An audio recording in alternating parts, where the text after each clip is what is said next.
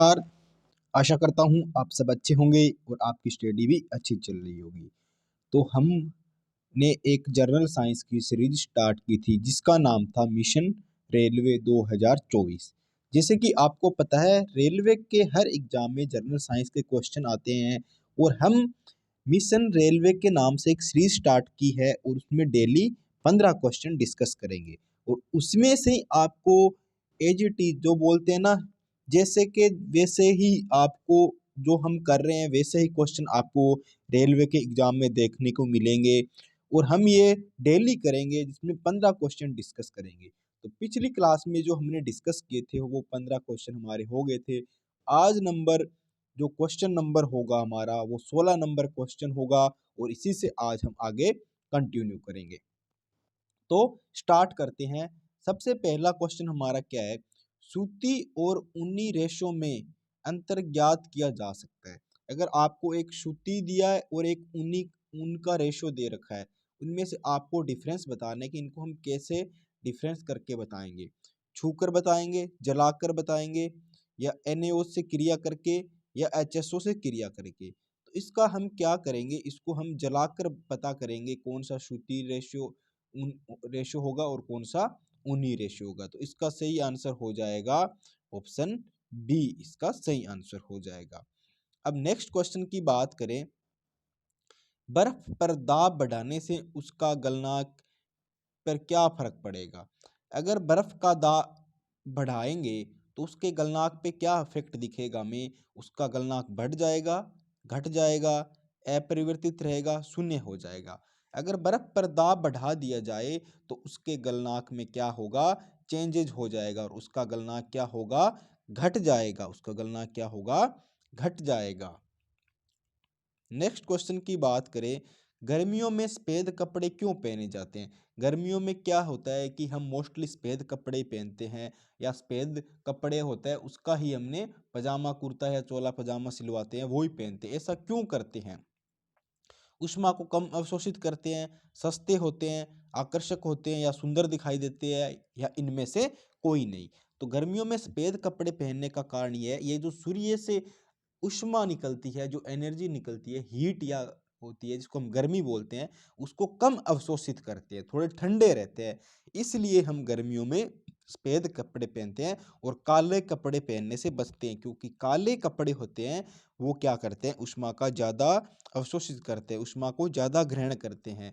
तो हम गर्मियों में काले कपड़े नहीं पहनते। इनसे बचने के लिए, गर्मी से बचने के लिए क्या करते हैं? सफ़ेद कपड़े पहनते हैं। तो आंसर इसका ए हो जाएगा। नेक्स्ट क्वेश्चन की बात करें, निम्नलिखित में से कौन सा कथन गलत है? इसमें गलत कथन बताना है। तो लोहा पानी में डूब जाता है, यह तो सही बात है, लोहा पानी में डूबता है, ये कथन सही है। लकड़ी पानी पे तैरती है, ये भी सही बात है, लकड़ी पानी पे तैरती है। पारा पानी पर तैरता है, अब पारे पे लोहा तैरता है, इन दोनों में से कोई एक गलत होगा। तो जैसे कि आपको पता है पारे पे लोहा तो तैरता है, बट पारा पानी पे तैरता नहीं है। तो इसका आंसर क्या हो जाएगा? Answer C. ये गलत क्वेश्चन हो गया कि पारा पानी पे तैरता नहीं है। नेक्स्ट क्वेश्चन की ओर बढ़े, संतरे में कौन सा विटामिन होता है? संतरा हो गया, नींबू हो गया, माल्टा हो गया, जो भी खट्टे चीज होगी, आंवला हो गया, इनमें कौन सा विटामिन होता है?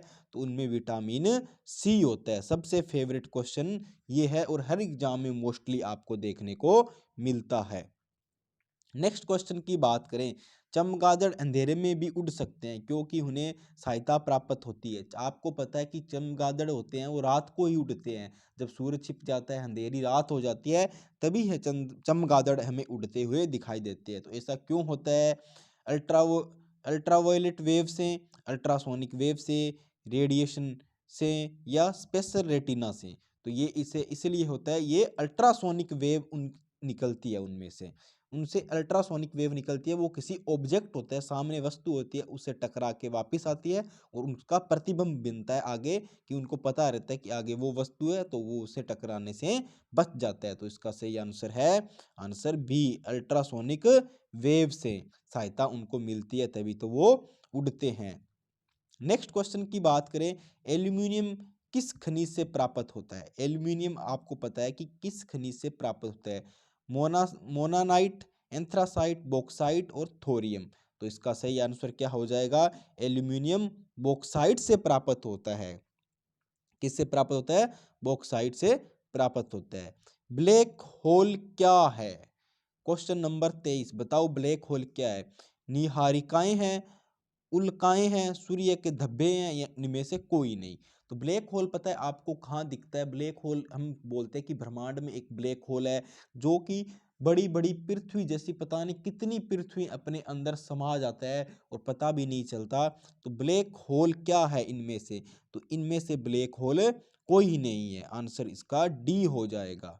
आंसर इसका डी। बहुत सारे कैंडिडेट कंफ्यूज रहते हैं कि सूर्य के धब्बों को हम ब्लैक होल बोलते हैं, बट ऐसा नहीं है।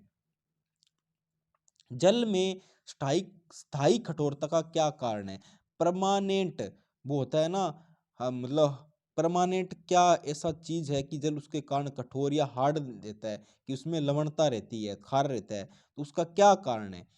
Magnesium carbonate, calcium chloride, zinc chloride, calcium bicarbonate. तो इसका सही आंसर हो जाएगा, जल में स्थायी कठोरता का कारण है calcium chloride. Calcium chloride. Next question की बात करें, कैलोरी की मापन इकाई क्या है? हमने एक वीडियो भी बनाई थी, मैंने उस क्लास में आपको बताया था, कुछ मापन इकाइयां बताई थी, जिसमें कैलोरी की मापन इकाई मैंने आपको बताई थी। तो बताओ क्या है? उष्मा है, ठोस है, तरल है, ध्वनि है। तो आप थोड़ा सा भी दिमाग लगाओगे तो भी इसमें एलिमिनेट कर सकते हो। तो इसका सही आंसर हो जाएगा उष्मा, ए हो जाएगा, उष्मा होती है। नेक्स्ट क्वेश्चन बात करते हैं, सूर्य उदय होते समय व डूबते समय लाल क्यों दिखाई देता है? आपने कभी गौर किया होगा, जब सूरज निकलता है या छिपता है तो हमें लाल ही क्यों दिखता है? उसका मेन क्या कारण है? विकिरण, जलवाष्प, धूल के कण, या प्रकाश का परिकरण। तो इसका मेन कारण है परिकरण के कारण हमें सूर्य लाल दिखाई देता है डूबते समय और उदय होते समय। नेक्स्ट क्वेश्चन की बात करें, घरों में विद्युत यंत्र होते हैं, जो उपकरण होते हैं, वो किस में जोड़े जाते हैं? श्रेणी क्रम में, सीरीज में, श्रेणी को ही सीरीज बोलते हैं, समांतर को पैरेलल बोलते हैं, मिश्रित मतलब सीरीज और पैरेलल दोनों का कॉम्बिनेशन हो गया, या इनमें से कोई नहीं। तो मैंने एक क्लास बताई थी रेजिस्टेंस वाली, उसमें बताया था कि घरों में जो हमारे विद्युत यंत्र होते हैं वो किस में जोड़े जाते हैं? पैरेलल में जोड़े जाते हैं। और स्ट्रीट लाइट किस में जोड़ी जाती है? वो सीरीज में जोड़ी जाती है। तो ये दोनों क्वेश्चन आपको याद रखने हैं। नेक्स्ट क्वेश्चन की बात करते हैं, लोहे पे जंग लगना क्या है? लोहे पे जंग किसके कारण लगता है? भौतिकी क्रिया होती है, रासायनिक क्रिया होती है, सामान्य क्रिया होती है, इनमें से कोई नहीं। तो आपको पता है लोहे पे जंग किसके कारण लगता है? ये एक रासायनिक क्रिया है। जब लोहा मतलब जल और वायु हो गया, इनके संपर्क में आता है, खुली चीज पड़े रहते हैं, आर्द्रता होती है, आ जाती है उस पर, तो लोहे पे जंग लगने लग जाता है। तो वो एक केमिकल रिएक्शन होती है। लोहे पे जंग लगना क्या है? एक केमिकल रिएक्शन है। विद्युत बल्ब का फिलामेंट या तंतु किसका बना होता है? बहुत सारे कैंडिडेट को पता है, मोस्ट इंपोर्टेंट क्वेश्चन है, बहुत सारे एग्जाम में देखने को मिलता है। तो किसका बना होता है? क्रोमियम, टंगस्टन, तांबा, जस्ता। तो ये किसका बना होता है? टंगस्टन का बना होता है, क्योंकि टंगस्टन का वो गलनांक होता है, बहुत ज्यादा होता है, हाई टेम्परेचर पे भी ये वर्क कर सकता है। तो किसका बना होता है? टंगस्टन का। और लास्ट क्वेश्चन हमारा क्या है? केतली में पानी का गर्म होना किसका उदाहरण है? चालन, कंडक्शन, संवहन, कन्वेक्शन, विकिरण, रेडिएशन, संघन, कंडेंशन। तो किसका उदाहरण है केतली में पानी गर्म होने का? संवहन का या कन्वेक्शन का उदाहरण है केतली में पानी गर्म होने का। तो ये हमारे आज के नए 15 क्वेश्चन थे, और अब तक हमारे 30 क्वेश्चन हो गए हैं। तो इसी तरह आप मेरे साथ जुड़े रहें, ज़्यादा से ज़्यादा क्लास को शेयर करें। आप किसी भी एग्जाम की प्रिपरेशन कर रहे हैं, अगर आप कंपटीशन एग्जाम देना चाहते हैं, वो रेलवे हो गया, पुलिस कांस्टेबल हो गया, एसआई हो गया, पटवार हो गया, एसएससी हो गया, डिफेंस का हो गया, हर एग्जाम के लिए काफ़ी इंपॉर्टेंट है। और कल जो हमारी क्लास आएगी उसमें कल हमें नए 15 क्वेश्चन लेके आऊँगा आपके लिए। तो कल तक आप थोड़ा इंतजार करें, इन क्वेश्चनों को बार बार याद करें। मिलते हैं एक नई क्लास के साथ। ज़्यादा से ज़्यादा वीडियो को शेयर करें और चैनल को सब्सक्राइब करें। और हमारा टेलीग्राम और व्हाट्सएप ग्रुप भी ज्वाइन कर सकते हो, भविष्य एजुकेशन के नाम से है, उसका लिंक आपको वीडियो के डिस्क्रिप्शन में मिल जाएगा। तो जय हिंद, धन्यवाद, थैंक यू।